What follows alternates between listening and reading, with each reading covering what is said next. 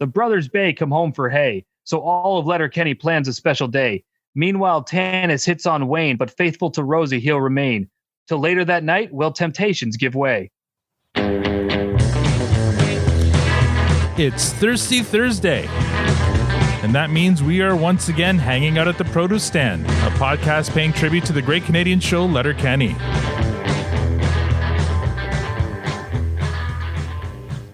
Now, I know what you're thinking. There are many other podcasts about Letterkenny out there, but this one spent $1,000 on fireworks. I don't know what we were thinking. This is an audio-only podcast. That was a waste of money. I'm Mal, your host, and joining me in the room, as always, is the lovely Tanya. And online, we have Squirrely Matt, the Vogish Victor, and joining us as our special guest this week is the founding member of T&E Pizza Pals. He's a patron of our podcast, and he's a really good guy. Please join me and make me some noise for Chad. Wondrous! Oh my god! What? Oh my god! Oh my god! Wait! Oh my god! Oh my god! Oh my god! I regret nothing! All right. That last part is the best part. You were looking for it just for that, eh? I love that part. You know, when we had Kate Trevor on, it felt like he was kind of getting like, you know, it was going a little too long for him, and he was wondering what the fuck.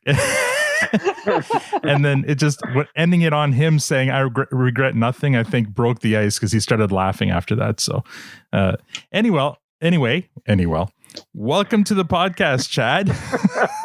How's it going? Good. I may be a little intimidated today because we finally have somebody on the podcast with a better, more majestic beard than mine. That is quite majestic. Quite a beard you have there, and you're wearing your Letterkenny wardrobe there too. The flannel. The red. I had to dress nice. I had to dress nice for this podcast. Yeah. That's a dinner jacket right there. Yeah, we call that a Keswick dinner jacket up here, but you wouldn't understand that reference. So, Chad, where are you speaking to us from? Minneapolis, Minnesota. Wow, nice and chilly here. So Tanya is very excited because she deals a lot with people from your neck of the woods, Minnesotans. Nice. Minnesotans. Nice. Southern Canadians. Yeah. Yes. Southern Canadians. You know what? I traveled there once for work. Oh, that's right. You did go down there. Yeah. And I remember looking at you on the map and thinking, oh my God, we're actually, you're further south than we are. Further south? Yeah, I think so. Or further than what? South. Of course they're south. I mean, no, north. Oh my God. What's geography is not our strong point either. Math's not our strong point. Geography is not our strong point. Look on the line. They are further north, I think. Oh. It is minus degrees here. So minus Fahrenheit, which is saying something. It's cold. Yeah. I was driving to work today and it was like -20. And I was like, oh wow. Am I in Celsius or Fahrenheit? Yeah, that's crazy. That is really cool. Yeah, we went the home of the mighty Ducks. Yeah, yes. we went for a walk this afternoon, and yes, it was damn cold out. Like quick walk. It was a very quick walk. So, Chad, what are the T&E Pizza Pals? So I'm part of a soccer supporters group here, in Minnesota, and T&E is True North Elite, and Pizza Pals, we're just some guys that got some pizza before a game, and then we just started doing it. And how large is They won. How large is a group? It was like 3 of us at first. Oh, okay. And it just slightly grew to 4 or 5 other people. Is that an MLS team? Yes. Yeah. Good old Minnesota United. Minnesota. Okay.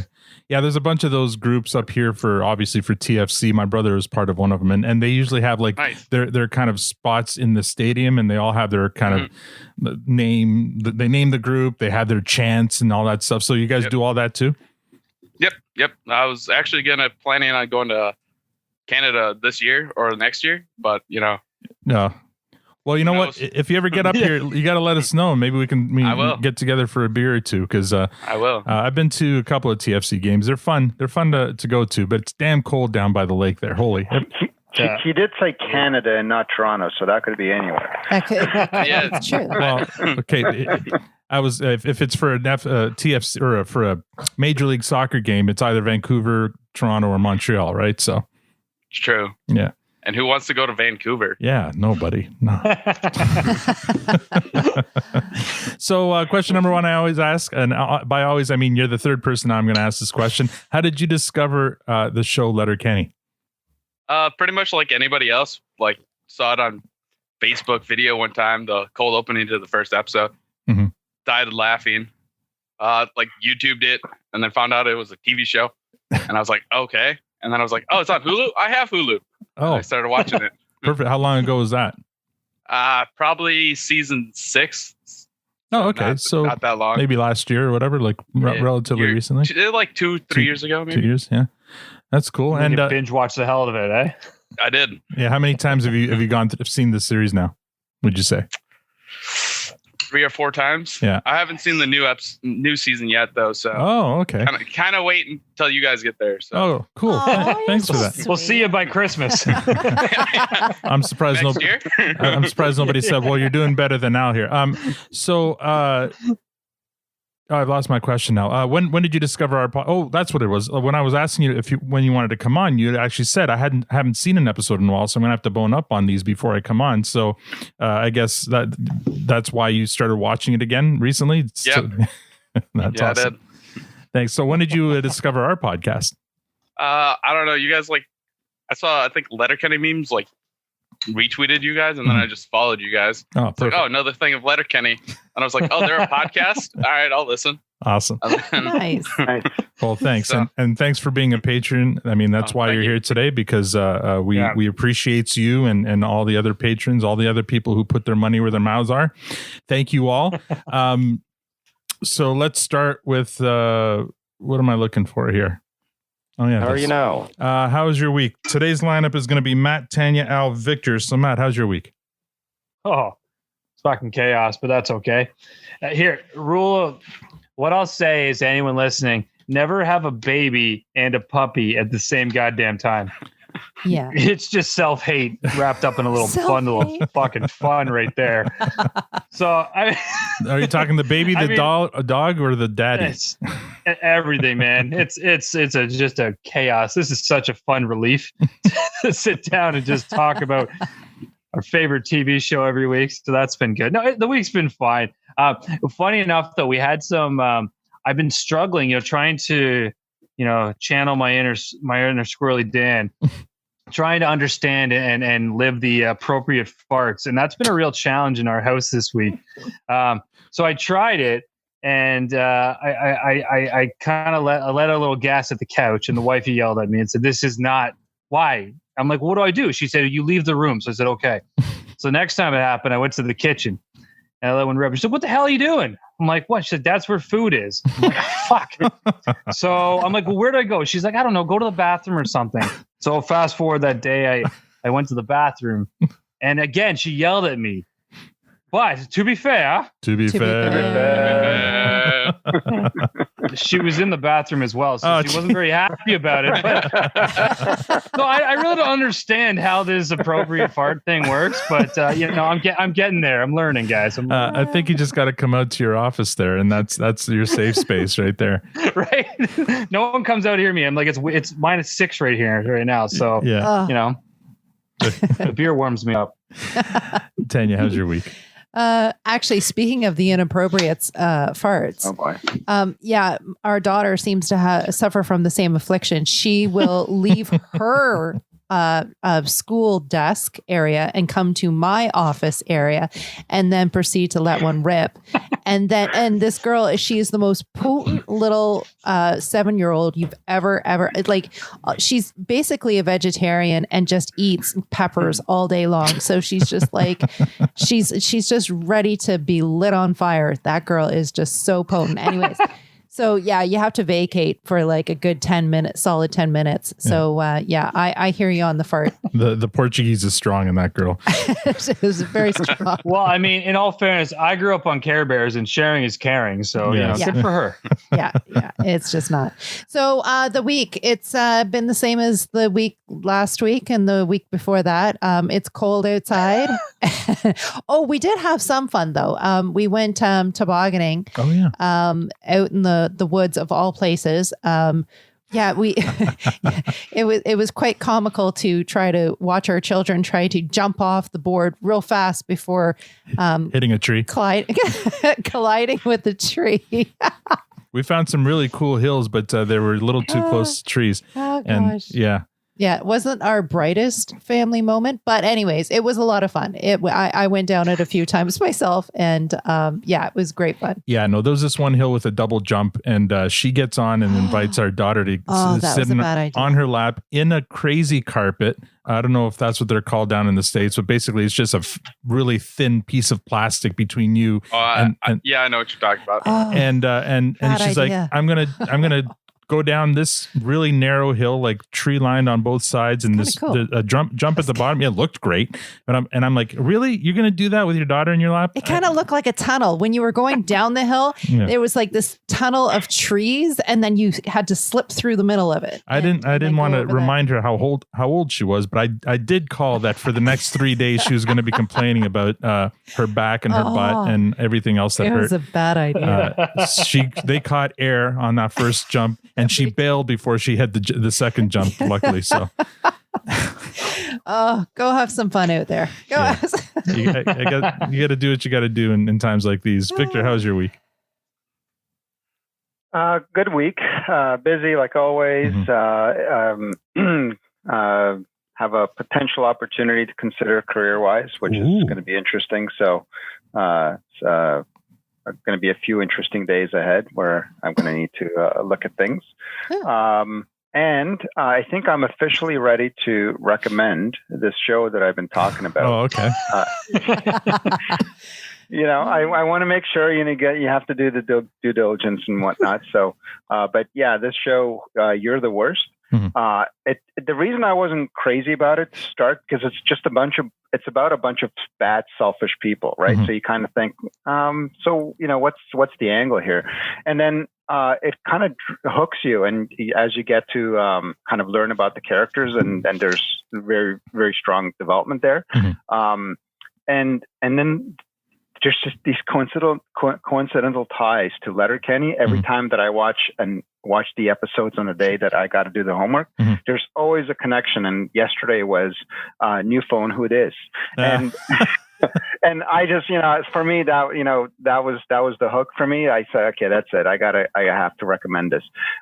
So I think we can all agree BoJack Horseman, who's ever seen it, is a great show. Mm-hmm. And if you haven't, you need to get on it because it is a great show. So this is starting to kind of turn into that. These characters are kind of becoming like that, because at first you're kind of thinking, BoJack, he's just this selfish and so and then you get to learn kind of the layers and depth to the character. This is very similar. There's lots of depth to these characters, and we're now in season 2, and I think there's 5 or 6 seasons. Wow. And it's really, really good. In season 2, it's just kind of, we're really enjoying it. And it's called You're the Worst. You're the Worst. It's on FX in Canada. I have no idea about the States. So, but wherever you catch Always Sunny in Philadelphia. All right. I'll be on Hulu. Maybe. It's your go-to source for entertainment, eh? Yeah. Victor, actually, that would be Netflix, but yeah. Victor, I've started watching Halt and Catch Fire. Oh, nice! A couple of weeks ago, and I'm really enjoying that one. So yet another hit there. Tanya and I just started watching Bridgerton and Firefly Lane, and those are both pretty good too. Like very, very, very different shows. But if you're into one's kind of like the old-fashioned, the ladies will like them, and the men will like them because the ladies like them, and there's lots of eye candy, especially in Bridgerton. Anyway, for both sides, come on, it's Valentine's weekend. The cool thing, come on, get it going, people. Okay, the cool thing about Bridgerton, it's kind of like a soap opera set in like Victorian times, but they have all these like you sold me right there. No, but listen, the music in it is pretty cool, because what they do is they take like modern music, but have like string quartets playing it. Like last night's was Bad Guy. Yeah. So it's Hamilton? Well, no. But anyway, it's interesting. Well done, Victor. Chad, how was your week? It was a good week. Bring us home. Yes, please. Yeah, the machine I run at work keeps breaking, so I mean it's like but my maintenance guy's like been gone all week, so it's like not been a great week.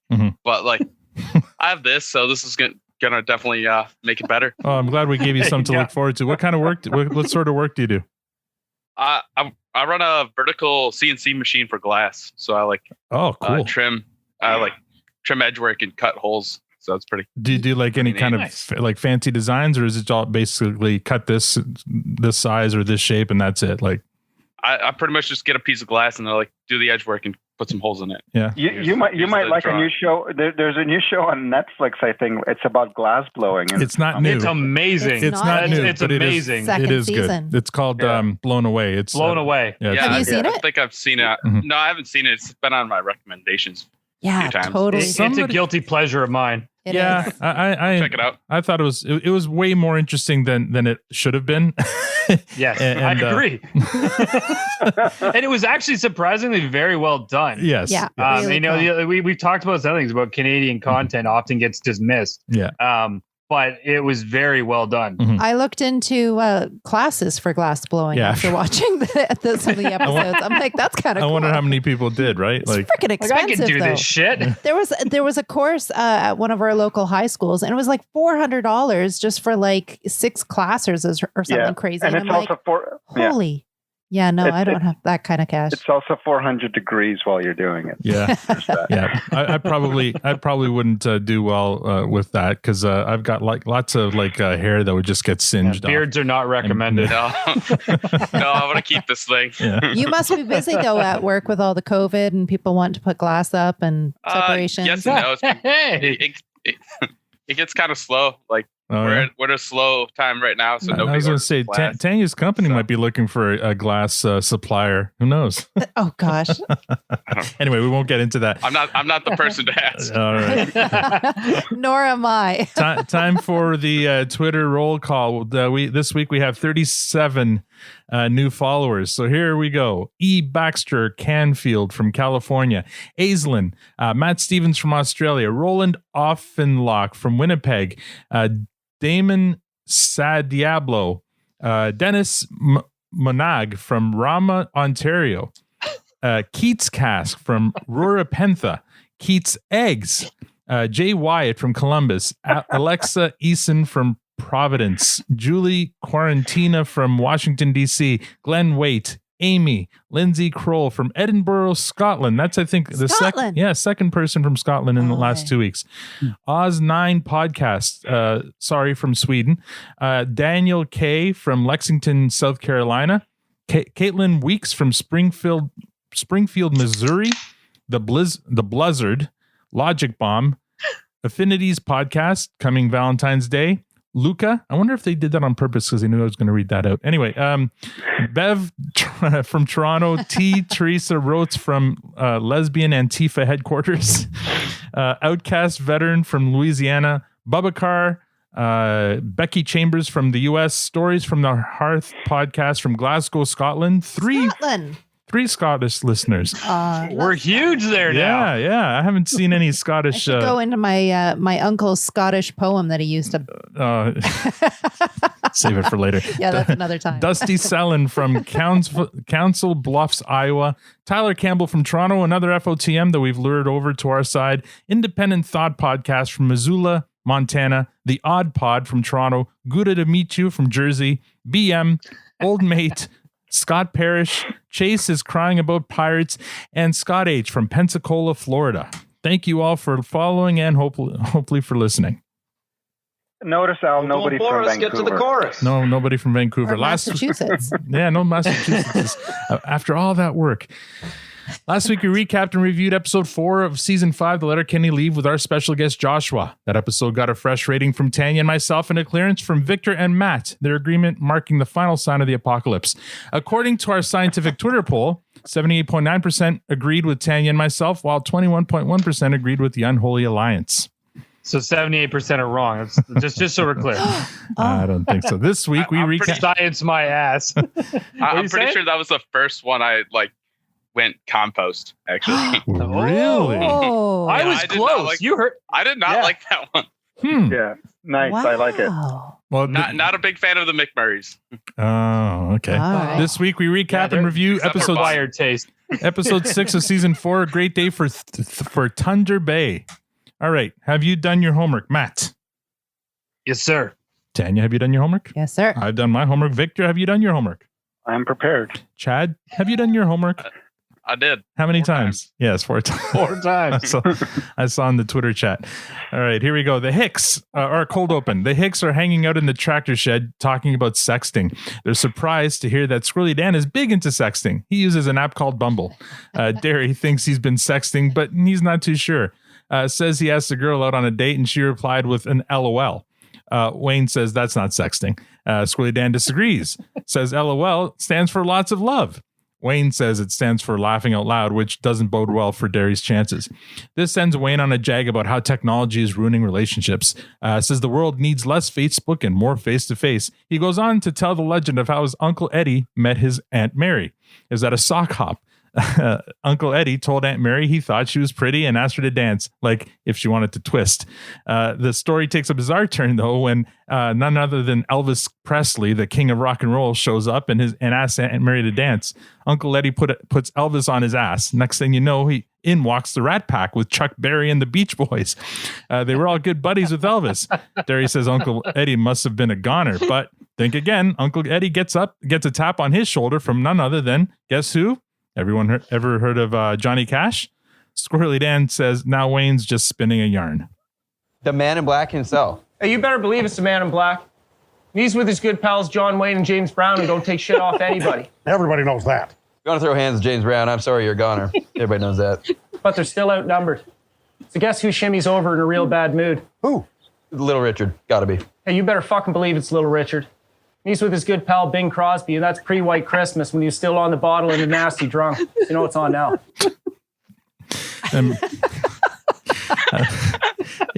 Everyone's just in tears already. Then Buddy Holly walks over and Bertuzzi's Uncle Eddie. That's when I lost it. When he says he Bertuzzi'd Uncle Eddie. How do you Bertuzzi somebody without a hockey stick? So Rach, I had to Google that because I was like, what does that mean? yeah, that's a reference to Vancouver Canuck, right? Todd Bertuzzi.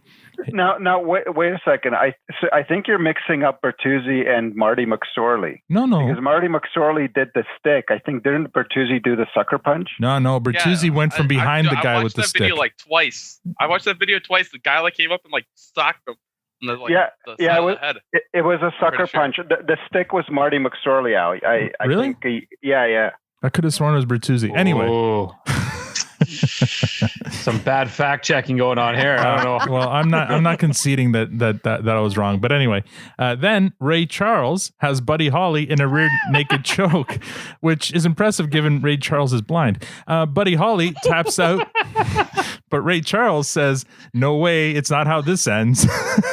Johnny Cash is armbarring Sinatra. Sammy Davis Jr. switches sides halfway through and puts Dean Martin in an omoplata, which is scapula, which means scapula in Portuguese. It's a highly effective Brazilian jiu-jitsu armbar submission hold. And that just leaves at dear old Uncle Eddie. Well, where's Uncle Eddie's? Well, what's he gonna do? He's got to do something.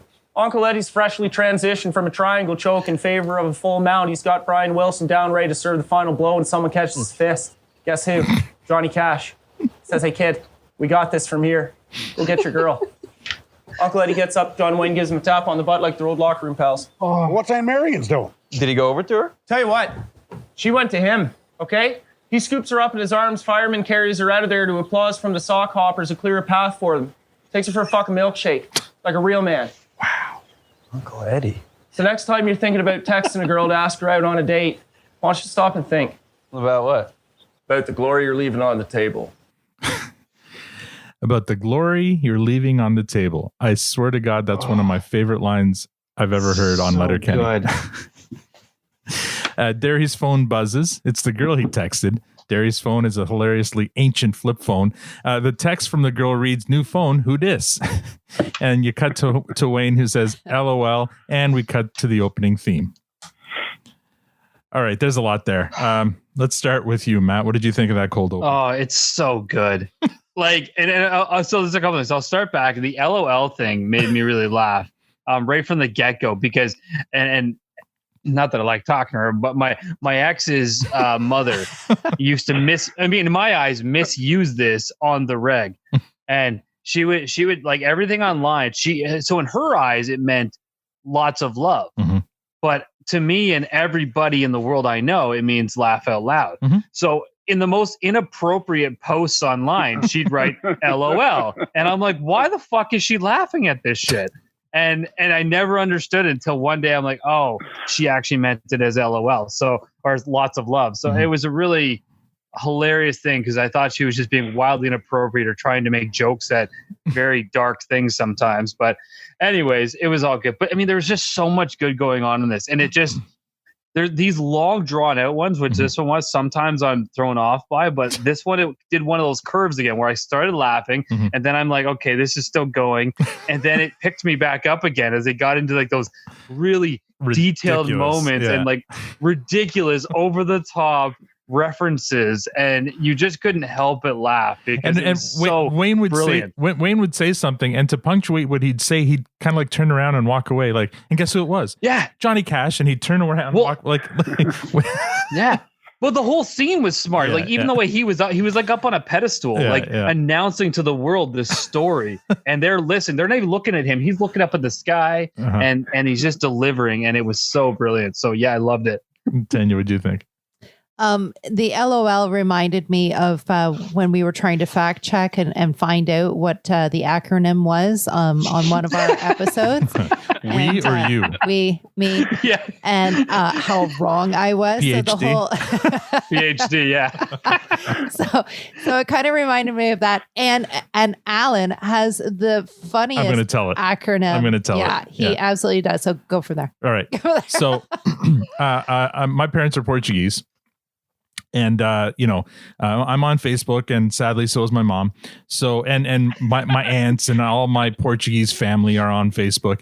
And every once in a while, I'll post something and I'll get, a response from one of either my mom or one of my aunts or whatever saying something nice or whatever. And then always signing off with BJ's. Well, it was your birthday too. Oh, no. It was your birthday. Oh, no. Everybody was giving you BJ's for your everyone was giving me BJ's for my birthday, even cousins and aunts and moms. And no wonder you're in such a good mood all the time. So I felt like I had to clarify. So I wrote a long Facebook post explaining that the Portuguese word for kisses is beijinhos. And the short form for kisses is BJ's. Wow. You're like all full of BJ's and Konas. So It's a very sexual culture. Oh man. So yeah, I had to write a Facebook post to explain to all my friends that no, I'm not perverted or from a sick, twisted family. It's a cultural thing. It's a cultural thing. BJ's actually is short for kisses, and that got a laugh, and I think we almost lost Chad for a second there. So this cold open, that's good. I know that Uncle Eddie was the former mayor of Letterkenny, but also like going down to Florida. So I'm gonna guess that this sock hop that had all these fucking legendary people at it wasn't in Letterkenny, but was down somewhere in Florida. Because can you imagine being at a sock hop? And just imagine being at a sock hop. But anyway, one that had like Elvis Presley, the Rat Pack. Perhaps I need a definition of what a sock hop is. It's one of those dances I just wanted to make sure that it wasn't a lemon party that I wasn't aware of. No. Sock hop is like a 1950s dance where the women wear. Okay, that's what I thought it was, but I didn't know if there was like an alternative. Thing to it. Anyway, it's a ridiculous story. It's obviously, I don't know. It's just, it was funny. It's on par with ants riding sea-doos, I guess. But kind of was. But it was very funny, and the delivery of it was great and very entertaining. Victor, what do you think? Yeah, I kind of similar to Matt, where while it was happening in the moment, I kind of felt it started on a high. I kind of felt that if they would have ended before Wayne even started his story, it would have been a great, short, fun, awesome opening. And then he went into the story, and he started losing me a little bit. I was thinking, this is going on for a little long. Like I like the, I like all the name dropping and all that kind of stuff. But like, where are you going with this? I'm kind of done. And then, but it had a strong finish. Yeah. So it had started high, went a little down, and then finished high again. Oh, there's just a whole bunch of hilarious visuals that they introduced, like the fact that Little Richard would come in and save the day during a brawl. Come on, Little Richard, really? Like, well, the whole thing was ridiculous. It's ants on a log or whatever. Yeah. Or skidoos. Chad, what do you think? Uncle Eddie's a fucking legend. if this story is real, dude, guy's a legend. Yeah. I wish he was my uncle. I know, right? If even a fraction of it was real. Yeah. It's as real as Uncle Eddie's penis in a jar that Tanya thought. Thought it was real, man. Oh, that's good. All right. After the theme plays, we go into scene 1. We open on TSN Sports Center broadcast with Jay and Dan, and they're talking about homegrown feel-good story about hockey players Hudson and James Bay returning from playing in Europe to Letterkenny to help their dad do hay. This sets Dan off on a jag about Letterkenny, Ontario. You ever been to Letterkenny, Jay? I've not had the pleasure, no. As you're aware by now, I'm from Peterborough, Ontario. Yes, I'm aware. Okay, you're familiar with brawls in hockey? Yes, I'm familiar. Yeah, they happen all the time. How about brawls in curling? That's a new one. Okay, that's what happened when Letterkenny's curling team came to Peterborough. A curling brawl. Yeah, a brawl at a curling match. You ever heard of a cribbage brawl? More new territory. Yeah, that's what happened routinely when members of the Letterkenny Legion came and played cribbage tournaments against members of the Peterborough Legion. A cribbage brawl. Yeah, a brawl at a cribbage tournament. Toolsy. You think I'm making this crap up? So what are you saying here, Toolsy? Okay, just if I were Hudson and James Bay. Home to do hay. Yeah. I'd be staying in Europe. So we're talking about how for some reason the timing of this podcast seems to be like such like luck in terms of like the stories we got from K. Trevor Wilson lining nicely with the 2 episodes we reviewed, and now this one here with Jay and Dan. Chad, I don't know if you are familiar with them because I believe they spent a few years down in Fox Sports, right? Either 1 or 2 of them. Anyway, I don't know. Before they returned, like so. I'll confirm that yes, that happened. Was it both of them though, or just one of them? I think it was Jay. Yeah. So these 2 guys are kind of a sports comedy duo that made their name up here in Canada, they're sportscasters, but they're funny guys, right? And they had the show, but then one of them, I guess, went down south and was on Fox Sports for a little while, and then just a few years ago, a big deal was made when he came back, and they started back their show back up here in Canada again. Well, just recently, one of them got fired from Bell Media. Dan, the guy who was shit talking Letterkenny, Ontario, he got fired. Yep. And some bizarre circumstances, like this past summer, he went on a Twitter rampage. One of his kids, he was kidnapped or something, or went missing. Yeah, it was really bizarre. Allegedly. It was a very bizarre. It was a very bizarre kind of thing that happened, and people wondered because it turned out going through a bad divorce is what I took. from. So all this is happening very publicly, and now the guy's been fired, and so Jay and Dan once again have been split up. And anyway, all of this happened like this past week, and we get this episode with Jay and Dan in it, and it's kind of just weird. I'm not gonna lie, I actually admittedly almost changed the channel. I thought I hadn't seen this episode in a while, so when Sportsnet came on, I'm like, shit, did I sit on the controller? Yeah, well, it's really well done, right? Because can't wait till this is lifted. I'm coming to watch with you. I'm like, you and I are. It's well done because it took me a minute. Yeah, it took me a minute to catch up. It's TSN Sports Center. It's Sports Center music. It's everything. It's the exact same intro, but it happens within the Letterkenny world. Yeah, Linda may have asked me if we were watching the right show. Anyway, next scene. We've got to do one of these episodes where we're watching it live together because I want to see like that reaction of like, oh damn, what happened there? I want to see that reaction real time. Me searching for the remote. Yeah, I wasn't even sure if they were real. I was like, oh, this is just a bit. And then apparently they are real broadcast. Yeah, they're real. They've got their own show. Like I said, well, to the point where Matt thought it was actual. He was on the wrong channel. That's what Sportsnet looks like. Yeah, that's Sports Center. Yeah. I know what Sports Center is. Yeah, I know what TSN is. Yeah.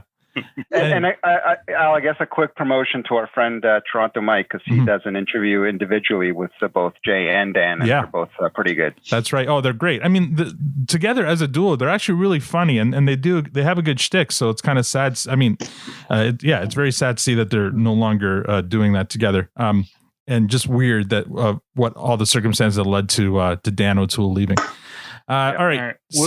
We better get moving. I'm drinking way too fast here. Scene number 2. The Hicks are at the produce stand. Wayne is looking bored, and Katie gets a text with some news. You ready for this old goat to make your day? Okay. Yes. Who's coming to visit us this weekend? No way. Way. No way. For hay? For hay. No way. All the way. Who did they say? Well, they didn't, did they? Well, not yet anyway. So go ahead and say. James and Hudson. Bay? Bay. James and Hudson Bay. No way. Way. Home to stay? Just for hay. You don't say. Well, a little bit of work, a little bit of play. Hooray. James and Hudson Bay. Hicks all the way. All the way. Oh, look, there's a stray. Squirrely Dan says that James and Hudson Bay are LOL, legends of Letterkenny. Good workers, too. They put away bales with the best of them. Wayne says they ought to know the Brothers Bay how they ought to show the Brothers Bay how proud they are of in their own special way, which means sticking to tradition because you don't fuck with tradition, and that tradition is puppers and a pig roast. Katie's off to talk to Tanis about the pigs since they get them cheapest on the res.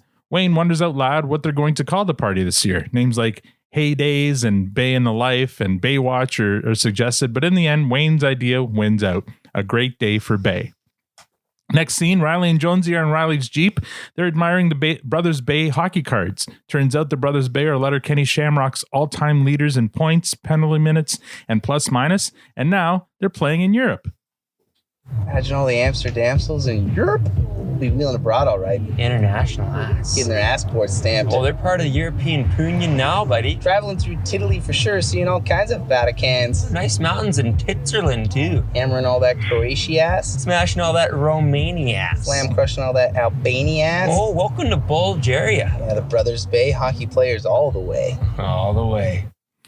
The Jocks want to do something epic to welcome the Brothers Bay home, but how are they going to top All Bay All Night from last year? They'll come up with something. Where there's a will, there's a bay. Next scene, at the Skid's lair, Stuart isn't as excited about the news of the Bay brothers' return, even though they're his cousins. There are pictures of him all over Stuart's mom's house, in which he still lives. Stuart says the Baystards never wanted to hang out with him anyway. He's nauseated by their hokey, hockey, hickey shit. I do not want to spend more time down by the bay. With a watermelon? Grow up! I just had to clip that scene because of the whole down by the bay thing made me laugh. I don't know if it's a nursery rhyme I used to sing to my son. I don't know if you guys are familiar with that one. Down by the bay? No? Down by the bay? Watermelon grows? Yeah. I dare not go. Yeah, where the watermelon grows? Back to my home. I dare not go. Back to my home. Yeah. Anyway. So, yes, I'm familiar. Yeah, I Going forgot. right into a sing-along Yeah, there. there you go. Next scene. I worked at a camp. Well, you got two. You got young ones still too. Katie's on the res. Someone is loading a dead pig into the back of her truck. She starts flirting with him. His name is Zach Russell Terrier, played by Tanner Novlin. The joke is lost on poor old Zach. Katie invites him to the BBQ. She asks Zach if he knows them. He says they're second cousins. His Aunt Sue was a Bay before she was a Casa. So now she's Sue Casa. Married Calvin Garfield Casa. Goes by Calgary. You might know their kids. Sam and Ella. Salmonella. Now, Sam and Ella have a half-brother, Ty, as well. Thai Casa. I said half-brother. Last name's Food. Thai food. Present. Katie's taken aback by both Zach and Ty. Ty's played by Asivak Kustachin. They're both strapping young men. Ty asks if Katie knows his half-brother, Ash Wednesday, who hangs out with Art and Matt Book.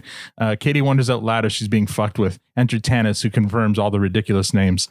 Tanis asks Katie about the pig. Katie informs him about the barbecue. Tanis says it's too bad the Bay brothers are going to the res on Saturday for a party since they're part native all the way. They paid $1,000 for fireworks. And Tanis invites Katie to the party. Zach and Ty will be going, so maybe she can come too. Next scene, Tanis pays Wayne a visit in the barn where he's throwing barley, not hay. Tanis asks Wayne to stand out on Great Day for Bay. I'm really going to mess this one up all the way. The natives are already throwing a party for the Bay brothers. They're part native all the way. You notice, though, I'm doing this without a net. We're not doing second and third takes like you did with your Limerick today. Oh, that was a low blow. That was Not low bones, low blows. All right. Wayne says they're full hicks. Plus, they've already purchased a pig from her people. Tanis questions Wayne if they even know how to cook it. She flirts with Wayne, but gets nothing in return. Tanis reiterates they've already spent $1,000 on fireworks. She doesn't want to see that go up in smoke. Wayne proposes a compromise. Keeping in mind that you once burnt down the produce stand, a lot has happened since then. The Brothers Bay Home for Hay is the perfect opportunity for all of us to come together and show them we're proud. So, we would like to invite you and your friends here for Great Day for Bay. Or you can move your party to the res for Thunder Bay because the Bay brothers are part native all the way. They're full hick all the way. So? You trying to sneak a sunrise past a rooster, Tanis? I don't know. You're the one stuck between a cock and a hard place. You breast or thigh guy. Little note there, sneaking a sunrise past a rooster. It's a saying that means trying to do the impossible.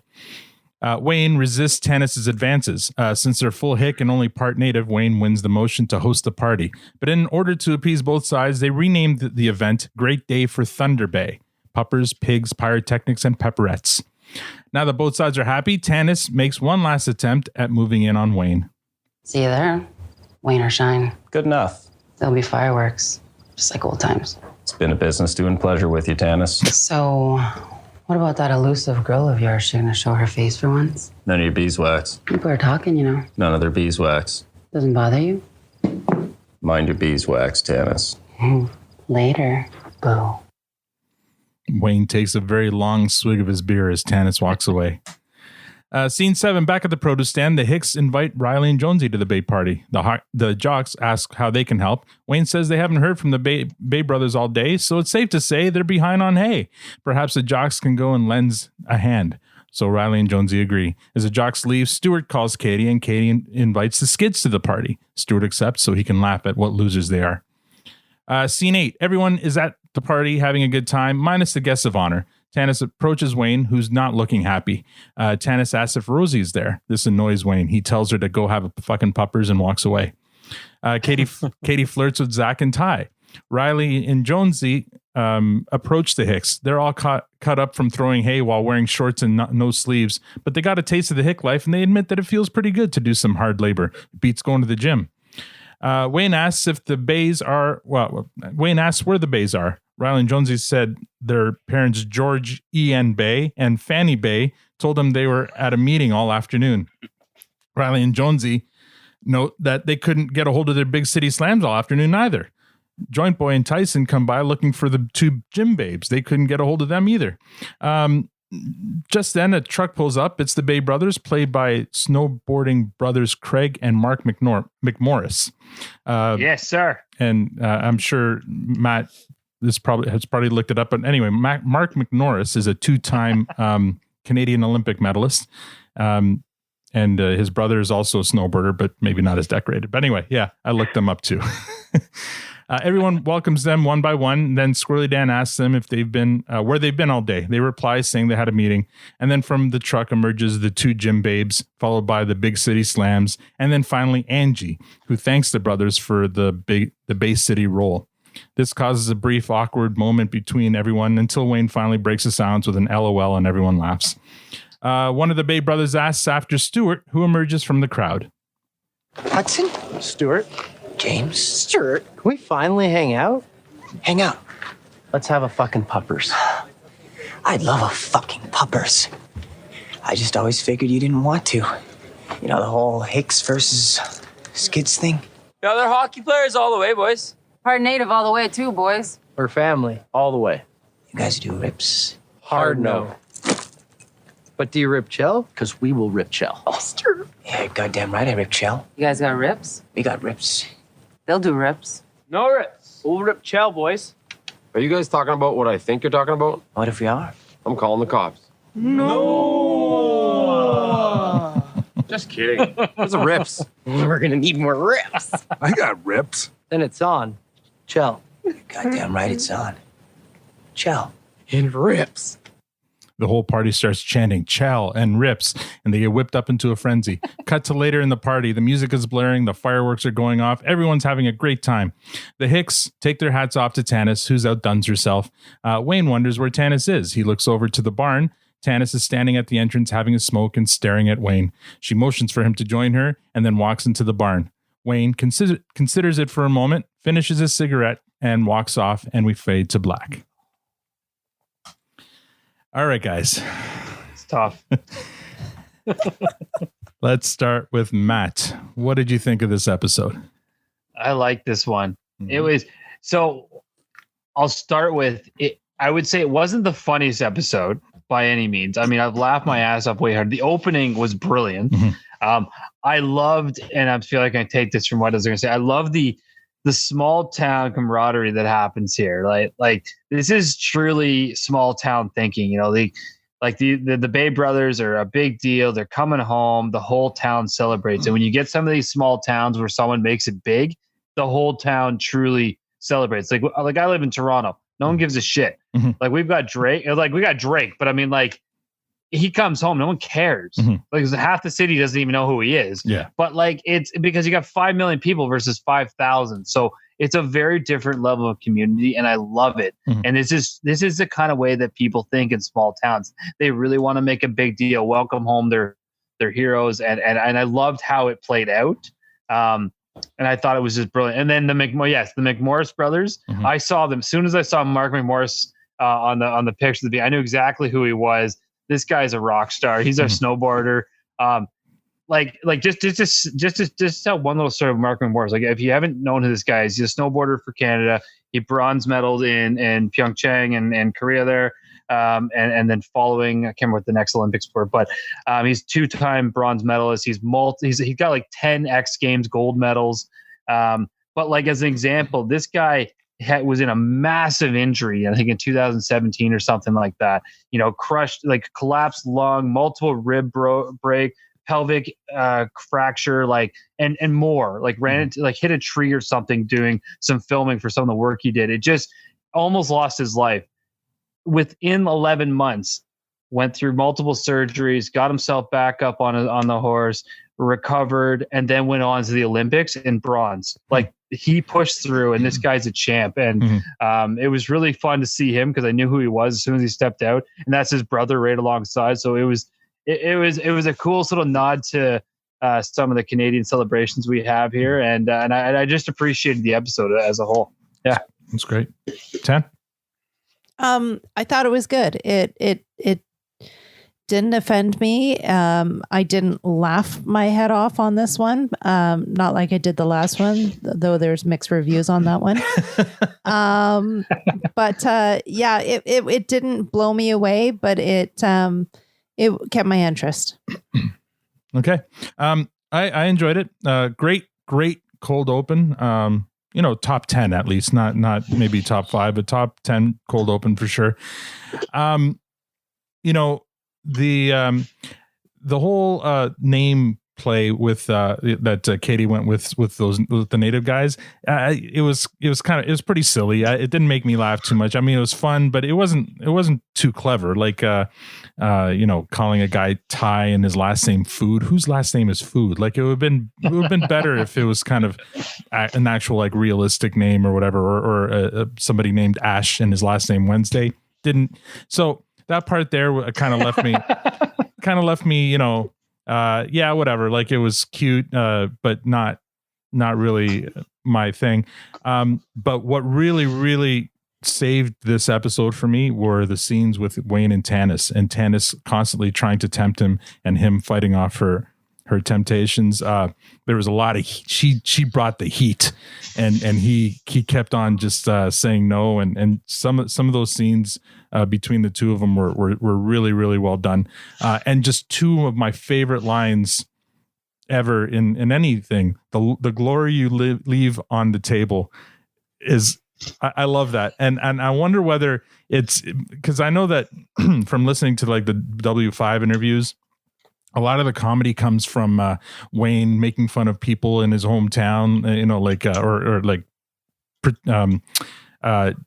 mimicking people that he knew in his hometown. I'm wondering if there was somebody in his hometown that maybe told a lot of really tall stories, and maybe, that was the way he ended one of those stories, the glory you leave on the table, because that's such a great line. I mean, I want to give him credit for writing it, but I also give him credit if he's just repeating it, that he's heard it and he thought it was a great line. And sneaking a sunrise past a rooster, I'd never heard that before. I had to look it up. I thought it was a great saying too, but I'd never heard of it.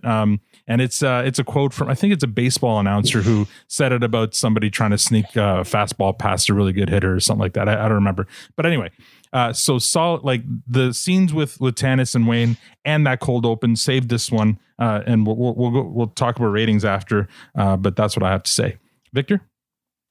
Yeah, I think the opening was the cold open was for me the best part of the episode, which maybe isn't so encouraging.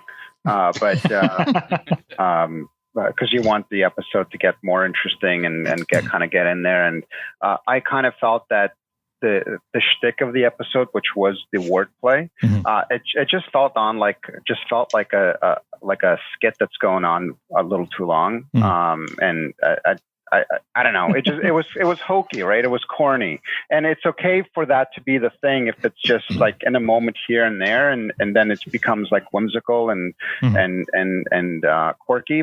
But it just, that whole episode was that, right? It was kind of the backdrop of the episode. So for me, that was not so great, but. Overall, I thought it was a fun episode. It was good. But for me, the cold open was the best part. That first scene coming out of the open, where they're at the produce stand and they start rhyming everything with Bay and stuff. I thought that was well done. But everything, every time they did it after was sometimes they were stretching it. Like bottled it, like that would have been perfect, and then move on and let your genius writing skills carry the rest of the episode. Like, well, either that, or I would have been more interested if they tried to carry the rhyming throughout the entire episode. Try to do one of their concept episodes where the whole thing is in rhyme. I don't know. It might have been horrible, but it also might have been brilliant. I don't know. Chad, what do you think? Oh, I love the play on words with Bay. That was my favorite part. Just like keep on going. Just the whole last when the ladies are getting out of the trucks. The brothers Bay slay, man. Yeah. But I mean, it was a good episode. I liked it. Not one of my favorites. I mean, I enjoyed it. I laughed. The cold opening is probably one of the best ones. So yeah, I liked it. Yeah, again, I liked it. I liked the wordplay too the first time and that first scene at the produce stand, but I found that they were stretching it a few times. Like I think yeah, it's a couple of times it felt like you didn't really need it here, but all right. Yeah, exactly. All right, let's see. We'll go to episode ratings. Matt, what do you give this? Fresh, clearance, or compost? So I gotta set the stage here, I guess, and. So there's three major reasons. One, I like the wordplay. I get you guys, and I think every episode that we've liked a lot still has those moments where it didn't quite hammer home. But the wordplay was fun. I think they do it well. The play on Bay was great, and there was a lot of. Again, I love what this show does. It, especially in like this finales, it reins everyone back in. The only person I didn't really catch that we saw was Glenn. But the rest were all there and represented in some form. They pulled it together. They celebrate community, which I think is really cool. And they managed to do that. They really focused on the one topic here, which I was okay with. Yes? Sorry, before you give your rating, we should probably talk about the cliffhanger too before we give ratings. Oh, yeah. What did you think of the cliffhanger, Matt? Sorry, the cliffhanger. Yeah, there was a cliffhanger. Matt, thank you very much. Okay. I was going to say exactly the same thing. That's fair. That's fair. So the cliffhanger is did Wayne go? Did Wayne go with Tanis and cheat on Rosie, or where did he go? Right, because it went to black. Right, so it's insinuated. I mean, it was hard to say no, but Wayne's an honest guy. Yeah. He said no before. He said no before. Remember when the girl had asked him to go to the bathroom with him? He said no. He said no. My entire take episode. on But what I believe in Wayne is that he said no. Mm-hmm. I wouldn't totally hate him if he said yes, even though I don't agree. No, but I would definitely not like him. So, but I think he said no because I mean they're kind of setting it up. Yeah, he's said no to her in the past. He said no to her in the last episode when she showed up at the McMurrays, and he said no a bunch of times in this episode. But at the end, he was annoyed that Rosie wasn't there, and people were asking for Rosie, and maybe he's starting to get tired of Rosie not being around, and so I think they were trying to set it up. But he's got strong morals and he's got strong beliefs on things, and I don't think he would do it. Even if he wanted to, I think he would do the right thing. But I don't know. That's just my take. What do you think of the cliffhanger? I think he's gone to go place a call to Rosie and say goodbye. Because he's always telling everyone else how the right thing to do. Mm-hmm. And there's no way that he would do the wrong thing and still be able to face himself. So he thinks you think that was enough for him to go and break up with Rosie? Yeah, if he's that interested in Tanis and he's had enough of Rosie not being around, if that bothers him. So far, he's continuously said that it doesn't bother him. Mm-hmm. So I would definitely think less of him if he were to have gone to Tanis. Yeah.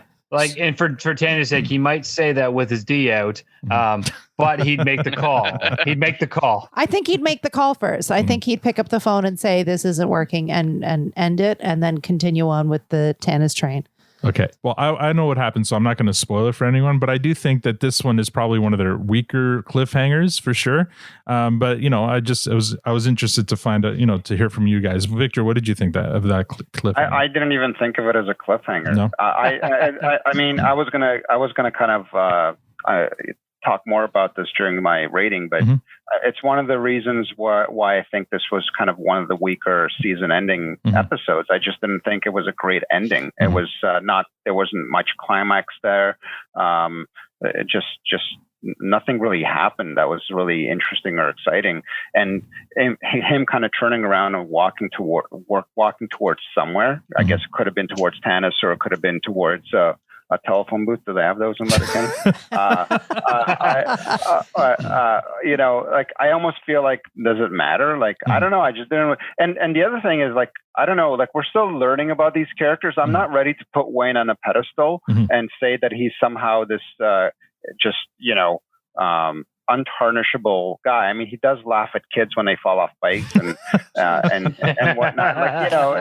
And his sister is dates two guys at the same time. So I just I don't think it's the world's biggest controversy here. It's whatever. No, but I mean, it's part of the story, right? Though there's the love story of Wayne and Rosie, and it's in peril there. What do you think of that cliffhanger, Chad? Like Victor said, it wasn't really a cliffhanger. It just kind of ended. And you're like, oh, obviously he went into the barn. This is not this is not the best season finale. It's a cliffhanger with air quotes around it. Sure. Yeah. Oh, obviously he did that. You know what he did. Well, I agree with you. It wasn't much of a cliffhanger, but I mean, I think it was meant to be. I think they were trying to set it up to be one, like having him reject her throughout the whole series or this season anyway. And then in the end, they're showing how frustrated he was that there was this party and he couldn't enjoy it with his girlfriend. But there was this other woman who's very interested in him. And so anyway, Matt, sorry. I thought we should probably just talk about, because it is a season finale. We should talk about the cliffhanger before we give our rating. So now go ahead with your rating. Yeah. You're the host, buddy. We follow your lead, my friend. Yeah. So, I mean, all what I was saying, I mean, I like the community aspect. I thought it was fun with the wordplay. The cold open was solid. I love the cameos that happened in this episode. I think that's probably where they tried to make up for the lack of cliffhanger or solid ending, where they threw some talent behind it, like with a Sportsnet intro and the McMorris Brothers and this and that. I think that was maybe their attempt to add some flair to the ending. But all in that, I mean, did I laugh the hardest? No, but I would still give this one a fresh. All right. Tanya? There was nothing that made this a fresh for me. There was nothing that also made it a compose. So it's a clearance. No. Okay. Like it didn't blow me away, but it didn't disgust me. So yeah, smack dab in the middle. There it is. Didn't disgust you. Eh? That's your scale. Disgust me. That's quite the scale. So this one here is right on the line between fresh and clearance for me. It's teetering because it's not super funny and the cliffhanger, it was weak, and the wordplay, some of it was good, but on the strength of that cold open and on the strength of those scenes with Wayne and Tanis, I just really, really enjoyed those scenes. And on the strength of just those two lines that I really enjoyed, it's gonna squeak in a fresh for me. Just Wow. there, just under the line there. You know what? I have to call. I think the only reason why you like the cold or the ending is because you know what's coming. I think because just like no, not true. Don't say too much now. No. Here's the thing. I know what's coming, and the first time I watched this, that cliffhanger had a bigger impact on me than it did this time. And I remember the first time I watched this, going, "Oh wow, what's he going to do?" Like I was actually. It was a bigger impact cliffhanger for me the first time. Until we talked just now, I didn't even, because I don't usually choose the episodes. I don't know where we are in the season or the episodes or whatever. I didn't know this was the season finale for the season. Oh, so it might have helped to no, but really, it didn't feel like one. Like there was nothing. There was nothing like over the top. And usually, as they do, they usually bring in everyone and they did, except for Glenn. Everyone was there except for Glenn. Yeah. Absolutely. Yeah. What's up with that, by the way? He's too busy directing. Actually, not just Glenn. Also, the McMurrays weren't there. Yeah, you're right. Well, they were very heavily. The McMurrays were not that Chad was upset by that. Yeah, they were overly exposed in the last one. It's just barely a fresh, but they're just those scenes. Those lines were just really, really strong for me. So that's why it's just barely a fresh for me. Victor, what did you think? Yeah. Well, I mean, I think I pretty much let the cat out of the bag in this one. I'm right in the middle on this one as well. And the thing about the ending, the other thing that I didn't tremendously appreciate is the McMorris Brothers. I didn't think, maybe if I was 18, I would have thought it was cool. I just didn't think it was cool that the cool thing about them was that they had the big sex party in the back of their car or whatever with all the girls. It's like, again, the younger version of me wants to say, oh wow, well, these guys are cool. Well, it just shows that they're rock stars. Like they come back. Yeah, but I don't know. I didn't think it was cool. I just didn't think it was cool. Like they took all the girls from the hood and okay, Dad. Hey, Dad. Hey, Dad. I don't know. I don't know. I felt. I don't know. I just didn't feel. I didn't feel it was on the level. I thought it was a bit offside. All right, Chad. What's your rating? I mean, it doesn't feel like Tanya said. It doesn't feel like a season finale. This was like, this is the middle of this season episode. When I first saw it, I was like, this is not a season finale. And then I was like, oh, it is. Okay, I guess so. I mean, I still liked it. The cold opening is hilarious. It's the play on words with the Bay. I'm gonna give it a fresh. Awesome. I loved it. It just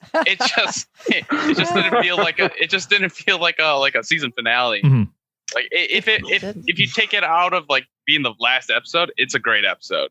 Well, there you go. But if it's the last episode, then it's not. It's not a great season finale. Sure. All perspective, but it's a good episode. Yeah. It's a great episode. But I know what happens next. So Yeah. All right. Let's go to top fives then. Matt, does this break your top five? No, it doesn't break a top 5. No, Tanya? Not at all. No, it won't either for me. And Victor? No, of course not. And Chad, I mean, I don't expect you to give us your top 5 because we haven't reviewed all of them yet. But if you want to talk about any of your favorite episodes, feel free. You guys already reviewed my favorite episode. Lays Hicks is probably one of my favorite episodes. Oh yeah. I just yeah, love, buddy. I just love how like the number one the French. I love how there's the French like equivalents of like the Hicks. Yeah, it's the same characters but French. Yeah, that is probably one of the best episodes. Yeah, and wearing blue plaid instead of red plaid. Yeah, yeah, it's the same characters but French. I love it. Thank you. They all gave me such shit for putting that number 1, and I fucking loved it. No, it is the best episode. Yeah, I've seen all of them up to season 9. Any honorable mentions? Again, it's been a while since I've seen most of them. I'm getting reviews from you guys. Sure. All right. Let's read some listener comments here. This one's from our buddy Jason Dean Cutler. He's talking about our last episode. Y'all didn't even talk about the video game music in the background for the whole show. Figure it out. So I think he's referring to that lounge music that was playing in the background at the McMurray's party. Victor, I thought maybe you'd comment on it. I found it kind of loungy and kind of cool, but it wasn't much to talk about there. Yeah, I guess it's fair, but it was there, it was good, but I guess it didn't take center stage, right? So I mean, it was hard to kind of I guess think about it as something to talk about. Yeah. Redbeard, our buddy from out east, hot damn, Produce Stand pod is great to listen to at work. Yes, Redbeard, thank you very much for listening and supporting as always. Confirm. And do you listen at work? You shouldn't be with that heavy machinery. I do.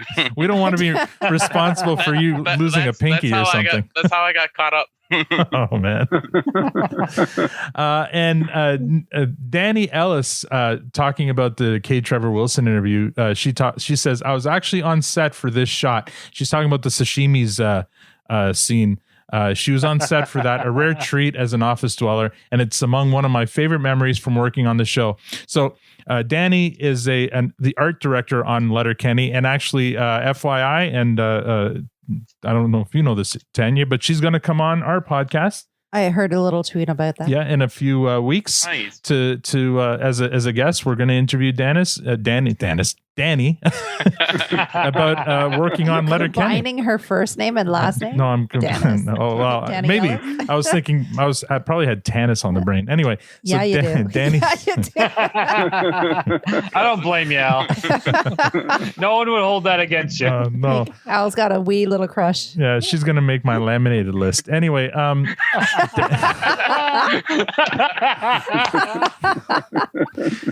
Danny's gonna come on in early March, and we're gonna looking forward to having her on. And in other news, so yes, I mentioned Danny's going to be on, the art director for Letterkenny. But next week on Tuesday, we're going to welcome Brittlestar to the Produce Stand. Now, if you don't know who he is, he's an internet kind of influencer, I guess, or he's an internet celebrity. He started off years ago with Vines, if you remember what Vines were. And then when Vine went away, he started doing YouTube videos and Twitter stuff. And he's internet famous and from Canada. And let's see, he's been to the White House.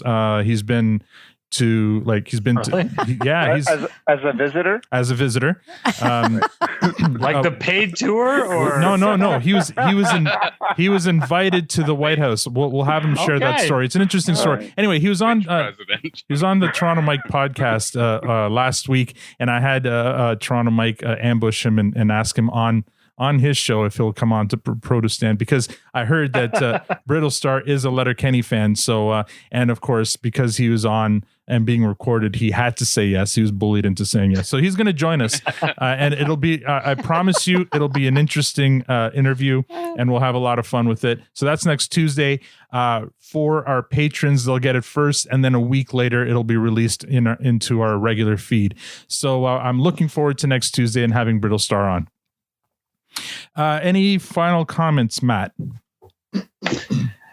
Oh man, I never saved these final comments. It's been a fun week.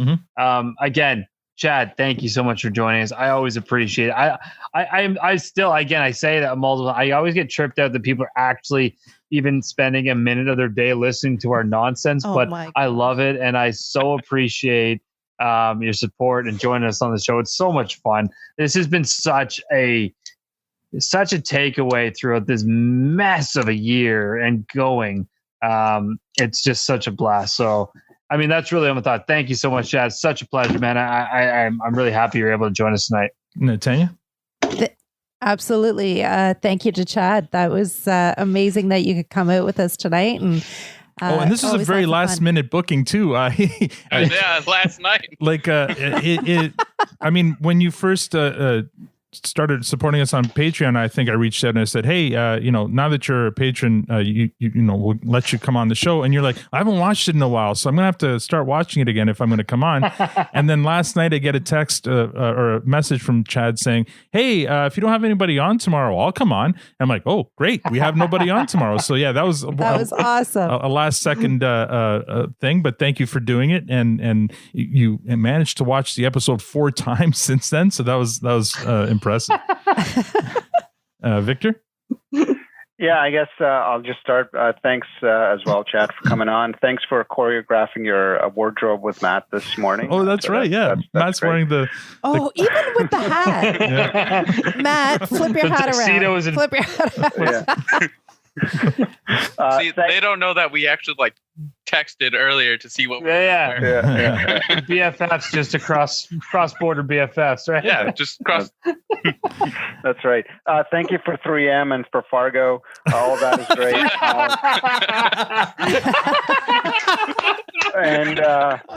And I'd like to apologize for Al and to our Vancouver fans. So if you're out there, I have nothing against Vancouver. I want to go to Vancouver. I want to visit. Please continue to listen and subscribe. So I think that's all I got to say. Chad, do you have any final comments? Thanks for having me on here. Mm-hmm. It's pretty fun.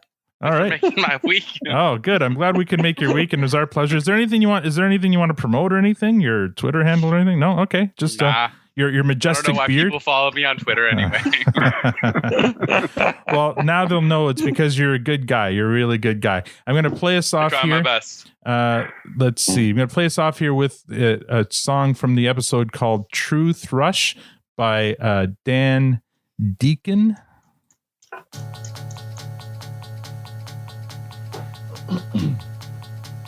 Chad, thank you again for joining us tonight. And that's all we have for this episode. Next week, we review the Letterkenny Easter special, Super Hard Easter. If you'd like to support the podcast, rate us on iTunes and become a patron, or you can do both. There is a Patreon link on our site or our Twitter profile at ProtestanPod. Thanks for joining us. Now we're going to have some puppers, pig, pyrotechnics, and pepperettes. On behalf of Chad, Matt, Victor, Tanya, and myself, thank you for listening and have a great week.